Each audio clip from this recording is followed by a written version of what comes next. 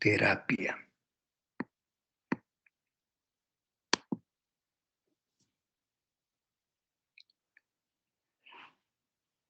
La radiación por rayos X o rayos gamma destruyen tanto las células neoplásicas malignas como las células normales, debido a que fundamentalmente producen radicales libres de oxígeno, pero también actúan por otros mecanismos. El más importante es la producción de radicales libres de oxígeno. Esto va a dañar el DNA de estas células, tanto malignas como benignas. Además, destruye la membrana celular de estas células y por tanto ocasiona su muerte. Entonces, hay radiación de rayos X y rayos gamma que actúan de la misma forma. Por otra parte, la radiación que recibe un tejido se mide en rads. Y quiero aclarar que un Gray corresponde a 100 rads. Por tanto, un centigrade es equivalente a un rad. Por otra parte, cuando se aplica radiación con fines terapéuticas, se toma muy en cuenta la ley del cuadrado inverso. Esta ley afirma que la dosis de radiación es inversamente proporcional al cuadrado de la distancia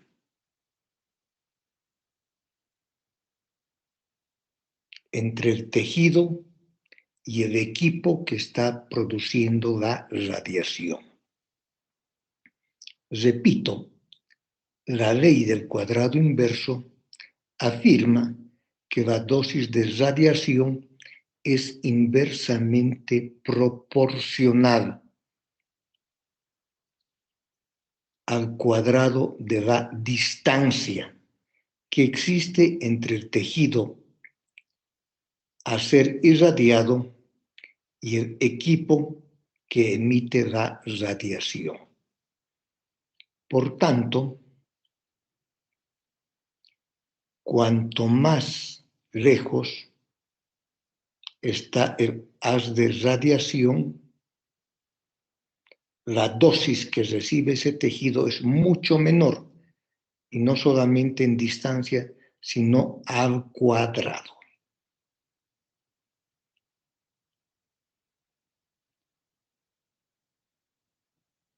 Vamos a suponer un ejemplo. Si la distancia de irradiación en un caso es 1 metro, es solo un ejemplo, 1 metro, y en el otro caso es de 2 metros, eso significa que cuando está a 2 metros, el cuadrado es 4. O sea que en este caso estás recibiendo solo la cuarta parte de dosis radiactiva que cuando está a 1 metro. Espero que con esta aclaración puedan comprender lo que significa la ley del cuadrado inverso.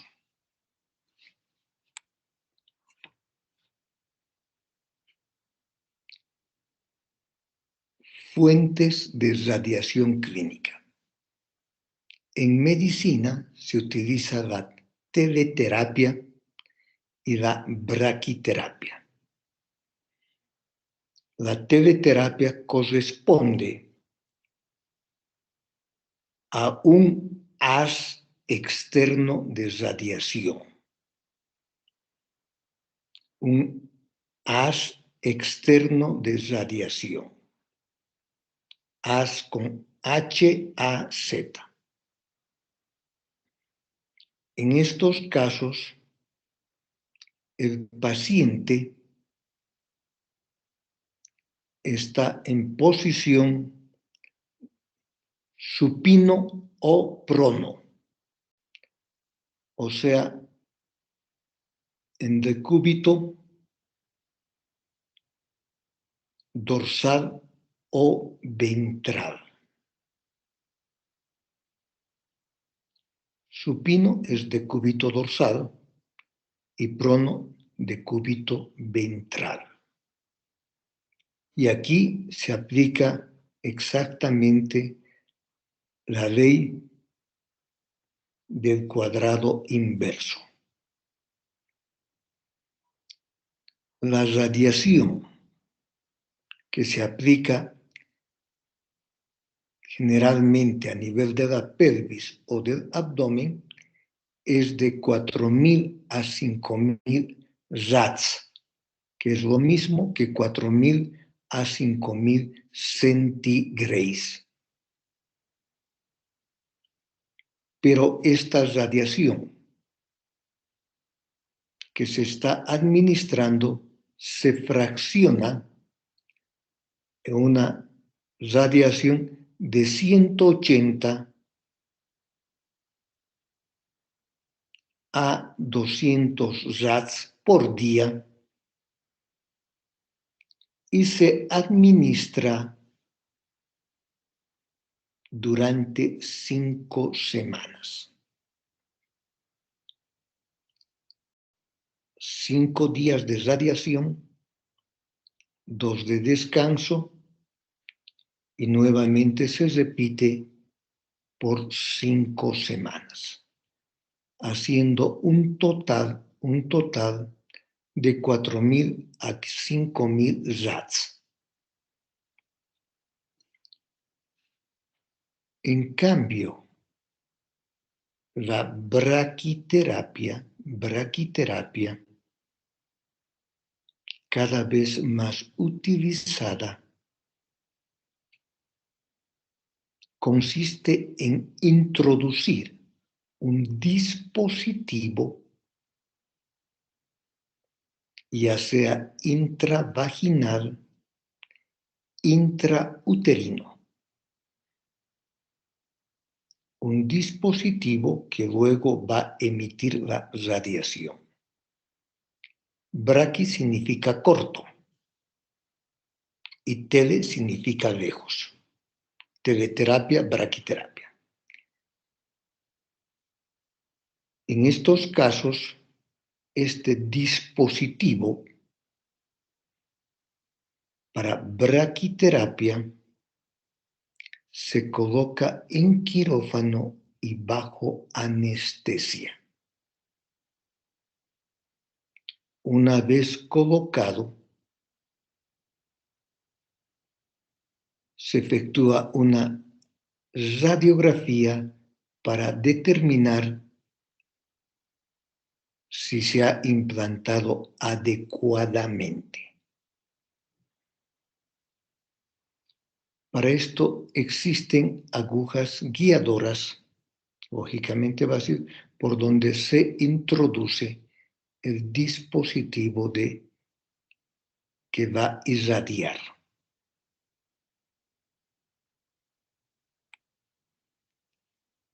La braquiterapia puede hacerse con dosis baja y dosis alta. Cuando se efectúa con dosis baja, generalmente se hace con cesio radiactivo. En estos casos,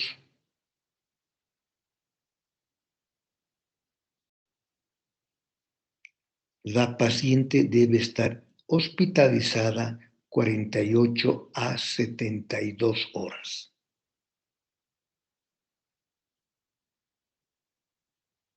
Actualmente es cada vez más frecuente efectuar braquiterapia con dosis altas o dosis elevada. Lógicamente, estos equipos de braquiterapia con dosis elevada, pues son equipos especiales que está siendo cada vez más utilizado en Europa y en Estados Unidos. Cuando se hace la braquiterapia con dosis alta, el tiempo de irradiación es de aproximadamente 10 a 20 minutos. En estos casos, debe hacerse 4 a 6 sesiones y se efectúa en forma ambulatoria. 4 a 6 sesiones en total. Y el material radioactivo es el iridio 192.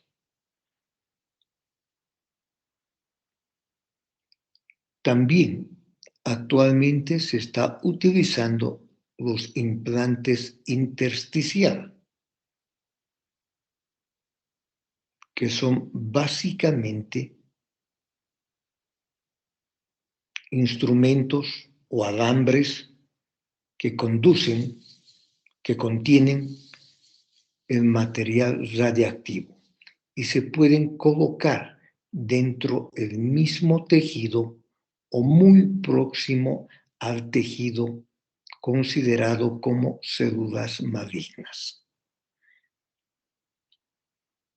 Los implantes intersticiales, por tanto, corresponden a una modalidad de braquiterapia.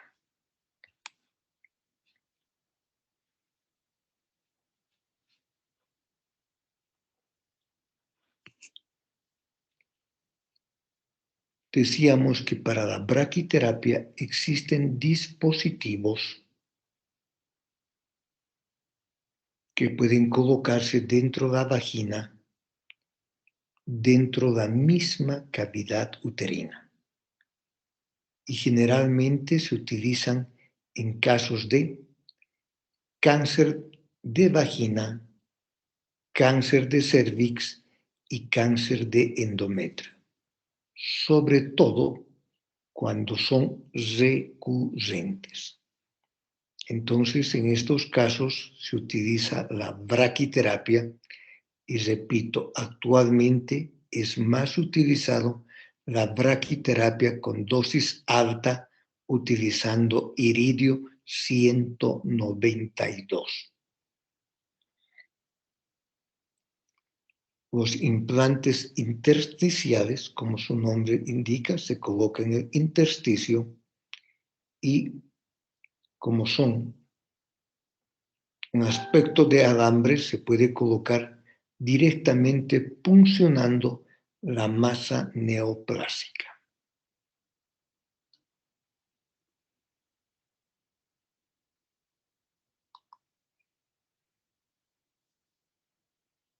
Así como la quimioterapia tiene efectos colaterales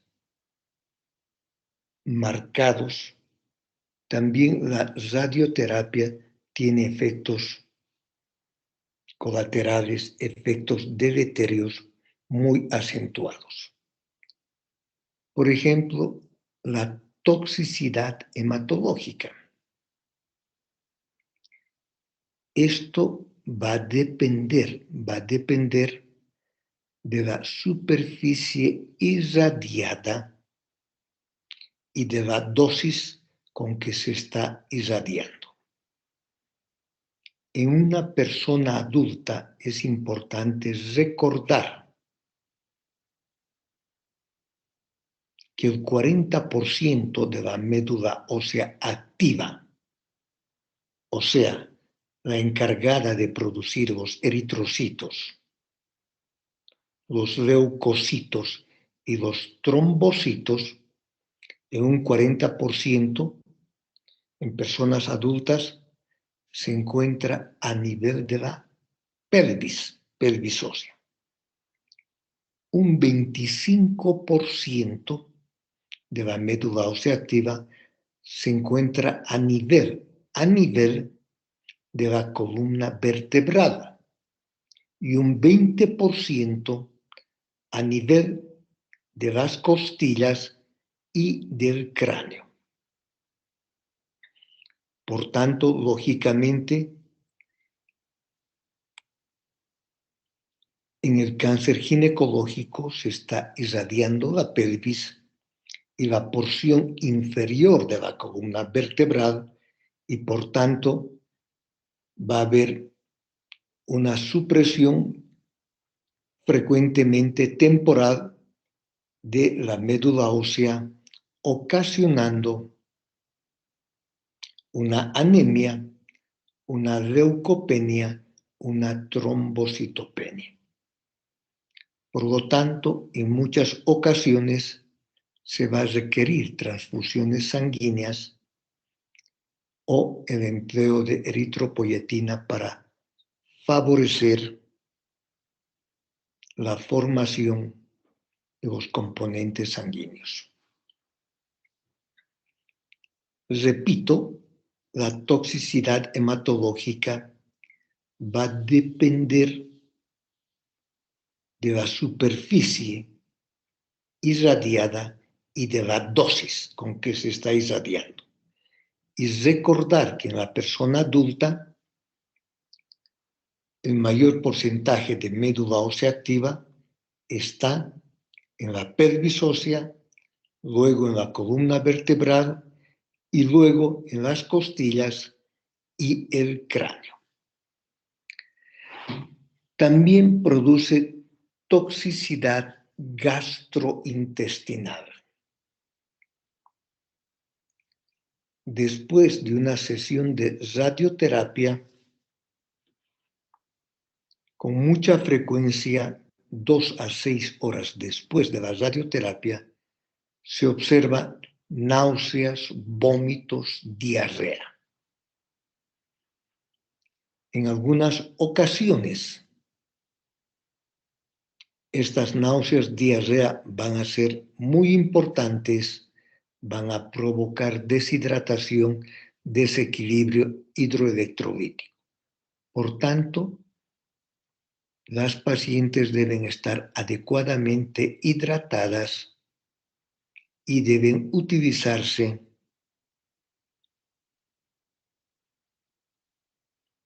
antieméticos potentes. En muchas ocasiones, para disminuir el peristaltismo y disminuir el riesgo de la diarrea o disminuir la diarrea, se utilizan los opioides, como el opio y la codeína, para disminuir el peristaltismo. En cambio, en la toxicidad gastrointestinal crónica pueden producirse adherencias intestinales, obstrucción y muy ocasionalmente, en menos del 1%, pero sí existe la posibilidad de provocar perforaciones y fístulas del tracto intestinal. Por tanto, hay que tomar en cuenta estas complicaciones gastrointestinales.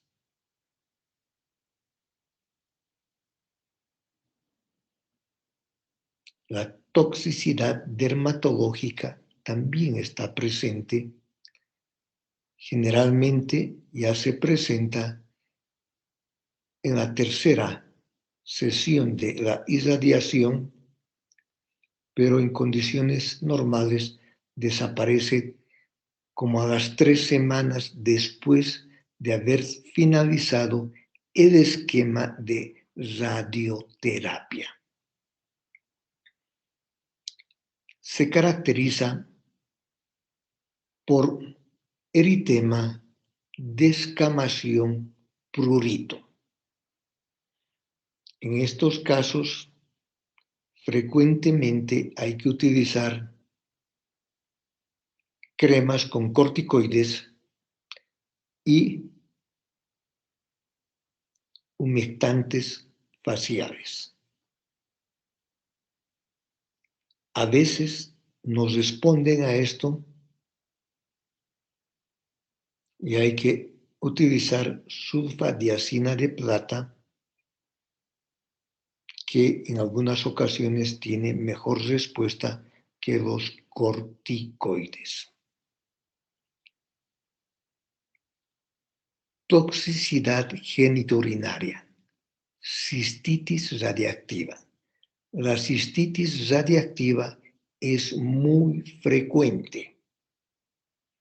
En estos casos, un examen de orina descarta una infección urinaria. Y la cistitis radiactiva se manifiesta por disuria,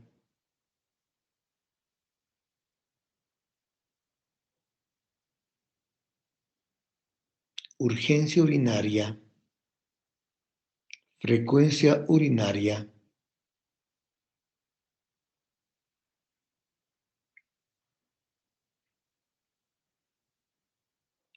y, en algunas ocasiones,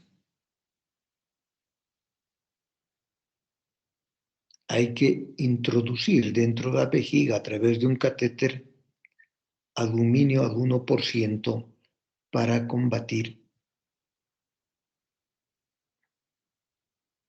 estas molestias vesicales. En otras ocasiones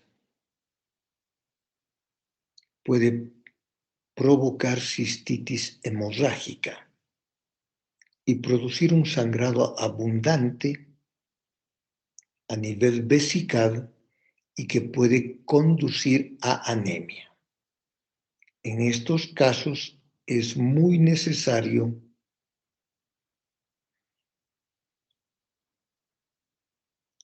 introducir líquidos a la vejiga para limpiar, evitar la formación de coágulos o la salida de la sangre. Es prácticamente lo mismo cuando se hace una cirugía por próstata. En algunas ocasiones, si el sangrado vesical sigue persistiendo, lógicamente que va a ocasionar anemia, va a requerir transfusión y es necesario una cistoscopía para determinar el lugar del sangrado y la magnitud del daño del tejido vesical que está provocando el sangrado.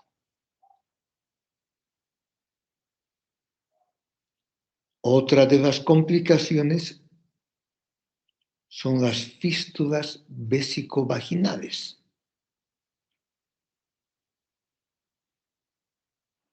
También en este caso va a haber pérdida continua de orina a través de la vagina debido a la fístula vesical.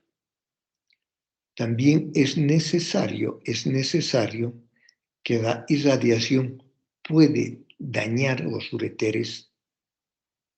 En algunas ocasiones va a ser necesario la colocación de catéter de Sten por los urólogos y raras veces va a requerir una cirugía para corregir estas alteraciones. Por tanto, las fístulas vesicovaginales también son complicaciones y complicaciones bastante serias. Me olvidaba decirles que también la irradiación puede provocar fístulas intestinales. Y en este caso es necesario efectuar colostomía para permitir la cicatrización del tubo digestivo. No se olviden que la irradiación no solo mata las células malignas, sino que también puede ocasionar la muerte de las células benignas.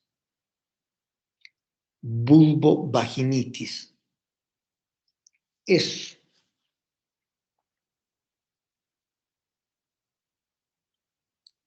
otra complicación frecuente caracterizado por eritema, por prurito. Puede provocar úlceras a nivel vaginal, puede provocar estenosis del conducto vaginal y, por tanto, haciendo que el examen ginecológico sea muy doloroso. Y, lógicamente, después de la conclusión de la radioterapia puede provocar dispareunia en estas mujeres. Entonces, también causa daño a nivel vaginal con signos inflamatorios y también puede provocar úlceras y daños en el lumen del conducto vaginal. Finalmente, la complicación neurológica, estamos hablando de cáncer ginecológico. Por tanto, la irradiación va a ser a nivel de la cavidad pélvica. Pero la irradiación puede provocar como complicación neurológica fatiga. Y esta fatiga puede persistir varios meses después de haber concluido el tratamiento con radioterapia. Se aconseja descartar la anemia. Se sugiere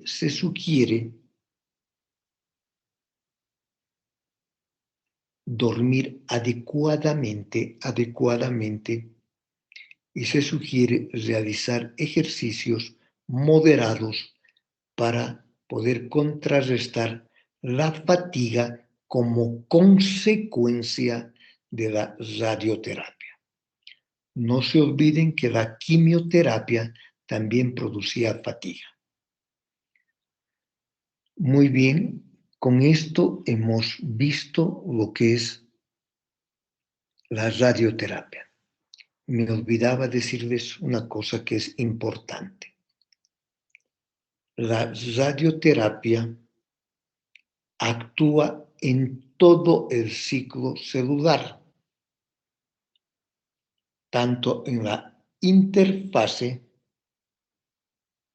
G1, S, G2, como en la mitosis. La radioterapia no es específico en el ciclo celular, sino que actúa en todo el ciclo celular como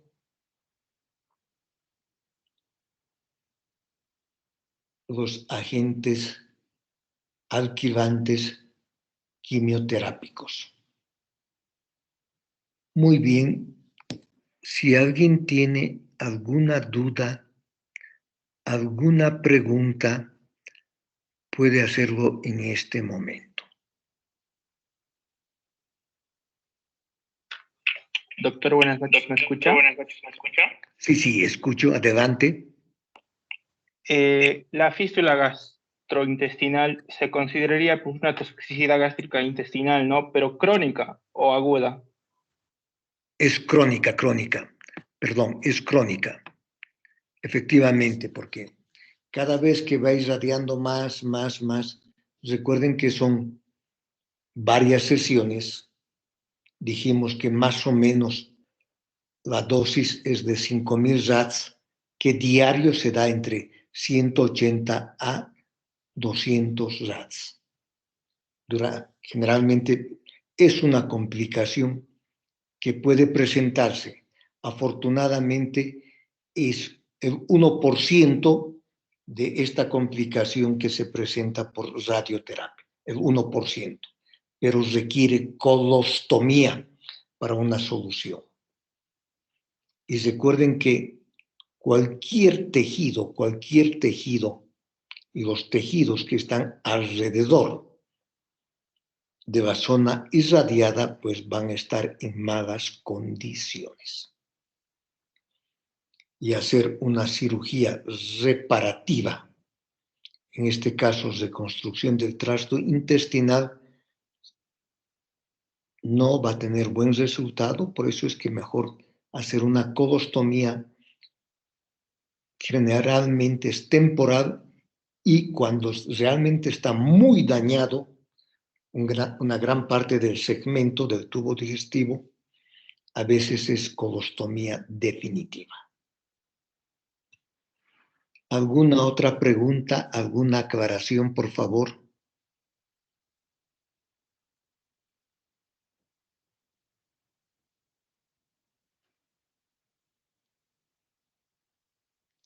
Antes de olvidarme, quiero mencionarles que el examen final, como ustedes saben, es el día viernes 26. Este viernes a horas 6:45. Por favor, entreguen sus exámenes oportunamente. La duración del examen es de 50 minutos. Van a ser 50 preguntas de selección múltiple, donde la respuesta es muy clara, es muy evidente. Por favor, entreguen por lo menos un minuto antes de que concluya el tiempo de 50 minutos. Por otra parte, quiero informarles que el examen final es desde fisiología de la reproducción. Si ustedes recuerdan, hemos hablado de la ventana de la fertilidad, todos, desde esa parte hasta este tema de radioterapia. O sea que está entrando la última parte de lo avanzado. Deseo lo mejor para ustedes. Me voy a sentir muy contento si todos los alumnos puedan aprobar la materia. Y antes de terminar la clase, quiero agradecerles por su presencia, por su asistencia. Para todo docente es un motivo de alegría y de satisfacción compartir con los jóvenes. Y aunque ustedes no crean, nosotros aprendemos más que ustedes. Somos los que recibimos mayor aprendizaje. Deseo lo mejor para ustedes y deseo que siempre pongan en primer lugar los valores, por ejemplo, la honestidad, ser honestos en la resolución de sus exámenes, la humildad, pero también yo estaría muy satisfecho, muy contento, si ustedes estuvieran motivados a adquirir hábitos de estudio.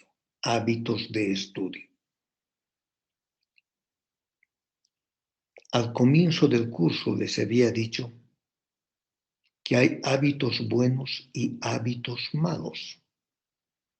Al principio los hábitos son fáciles de romper, pero con el tiempo, los hábitos se vuelven como cadenas que nunca se pueden romper. Por ejemplo, es un mal hábito ser un drogadicto. Y como ustedes saben, casi es imposible vencer la drogadicción.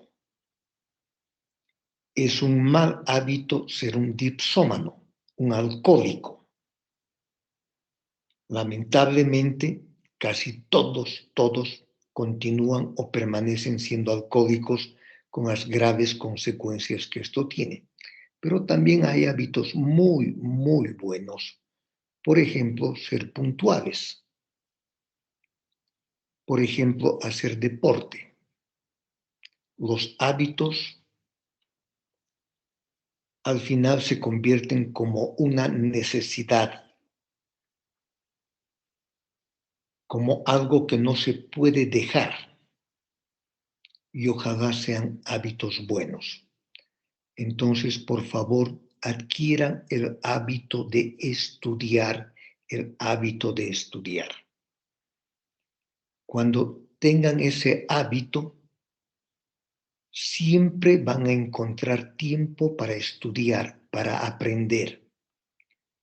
Van a sentirse contentos, satisfechos, van a encontrar una alegría interior de haber aprendido algo más. Da mucha alegría aprender algo más. Y si ustedes tienen ese hábito, siempre van a aprender, siempre van a encontrar tiempo para estudiar. No importa que tengan que trabajar, no importa que sea su cumpleaños o que tengan alguna actividad muy especial. Pero el hábito de estudiar va a hacer que sientan esa necesidad, ese deseo, esa alegría y esa satisfacción de leer, de estudiar y finalmente de aprender. Esto es fundamental. Ustedes saben que en muchos países, sin ir lejos en Bolivia, la posibilidad de aprobar el examen para la residencia, para hacer la especialidad, esa probabilidad es de solo 5%. Si ustedes quieren aprobar el examen para entrar a la residencia, ahora es cuando tienen que adquirir el hábito de estudio. Si adquieren ahora y empiezan a practicarlo desde hoy día o desde mañana, tengan la certeza que van a tener muchas probabilidades de aprobar el examen, aun cuando solo existen plazas para el 5%. Por favor, adquieran el hábito de estudiar, el hábito de aprender, la alegría, la satisfacción de aprender algo más. Realmente es una verdadera alegría, es un placer muy sano aprender algo más. Y por otra parte, tienen que leer, tienen que estudiar, comprendiendo, razonando, dándose cuenta de lo que realmente significa, de lo que realmente implica. Voy a darles un ejemplo. Si nosotros definimos la genética como una rama de la biología que estudia la herencia y la variación de las especies, es un concepto sencillo, es un concepto claro y es un concepto fácil de aprender, retener. Pero ustedes no pueden aprender de memoria. Ustedes tienen que aprender conscientemente, comprendiendo lo que significa, lo que implica y sus alcances. Por ejemplo, al decir es una rama de la biología, pues por tanto en genética vamos a poder estudiar todo lo que tenga vida. Cualquier organismo que tiene vida puede ser estudiado por la genética. Nosotros tenemos vida, por eso ustedes han llevado genética en medicina. Es una rama de la biología que estudia la herencia. Ustedes saben que herencia es algo que se transmite de una generación a otra generación. Aunque no es lo mismo, pero nos ayuda a comprender que los hijos pueden recibir casas, autos y muchos bienes de herencia de los padres. Y dice, y la variación de las especies. No sé cuántos de ustedes sabrán lo que es una especie, pero les puedo decir que una especie es la unidad básica de clasificación de los organismos vivos. Así como el metro es la unidad básica de medida, el kilo es la unidad básica de peso, o el litro la unidad básica de volumen, la especie es la unidad básica de clasificación de los organismos vivos. Nosotros somos del género Homo y la especie Sapiens.